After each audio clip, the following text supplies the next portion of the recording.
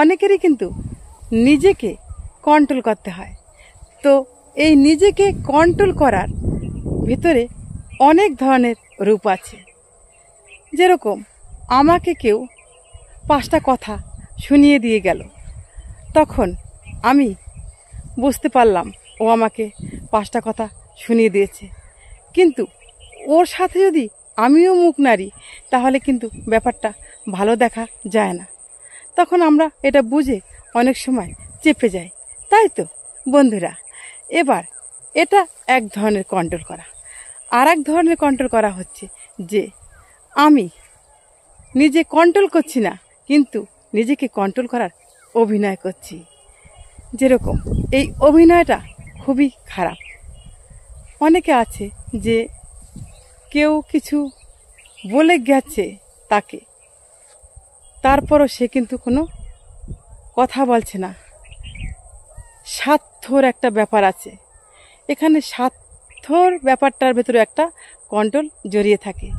সেটা হলো এখানে যদি কথা বলতে যায় তাহলে তার যেটা নিয়ে স্বার্থ, সেই স্বার্থটা সে হাসিল করতে পারবে না, তার জন্য সে চুপ করে আছে। এই যে স্বার্থটা উশীল করার জন্য যারা নিজেকে কন্ট্রোল করে, সেই রূপটা হচ্ছে অনেক ভয়ঙ্কর রূপ। তাই আমি বলছি অবশ্যই নিজেকে কন্ট্রোল করা উচিত। সেটা হলো গিয়ে সীমিত কোনো অন্যায় হলে সেই অন্যায়টাকে তুমি মেনে নাও, বা ঝামেলা না হয় সেটাকে যেন বেশি বাড়াবাড়ি করা উচিত না।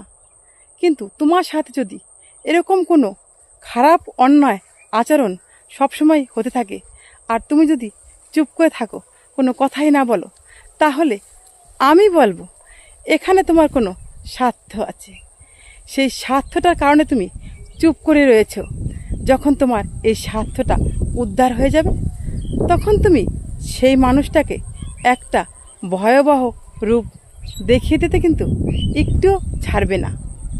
তাই বন্ধুরা তোমাদের বলছি, দেখবে তোমাকে দু কথা কেউ শুনিয়ে দিলে, বা তুমি কাউকে দু কথা শুনিয়ে দিয়েছ, তার মধ্যে কিন্তু সব পবিত্র একদম পরিষ্কার হয়ে যায়। কারণ তোমার মনে যা ছিল তুমি সেটা বলে দাও, আর তার মনে যা ছিল সেও সেটা বলে দেয়।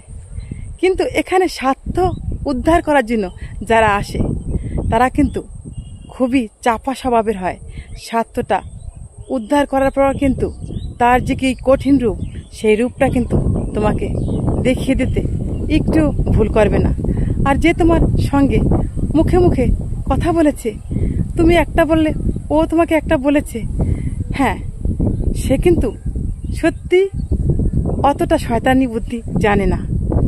তাই বলছি নিজেকে কন্ট্রোল করা ভালো, কিন্তু নিজেকে এরকম করে তৈরি করো না যেটার ভেতরে আমাদের কোনো খারাপ উদ্দেশ্য থাকে। আর এরকম খারাপ উদ্দেশ্য মানুষের কাছ থেকে দূরে থাকাটা অনেক ভালো, না হলে কিন্তু অনেক ক্ষতি হয়ে যেতে পারে।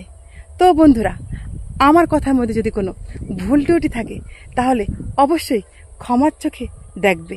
কারণ আমার এক হাতে ক্যামেরা রয়েছে, আমি চেষ্টা করি তোমাদের প্রতিটা সময় একটু ভালো কিছু শেখানোর জন্য। তো কতটা পারি, কতটুকু পারি তা আমি জানি না, তবে এটুকু জানি তোমাদের উৎসাহ না থাকলে ভিডিও বানাতে পারতাম না। তোমাদের ছাড়া সামনের দিকে এগিয়ে যাওয়া মোটেই সম্ভব হয়ে উঠবে না। তো আজকের ভিডিওটা এই অবধি রাখছি। ভালো থেকো, সুস্থ থেকো, এই কামনা।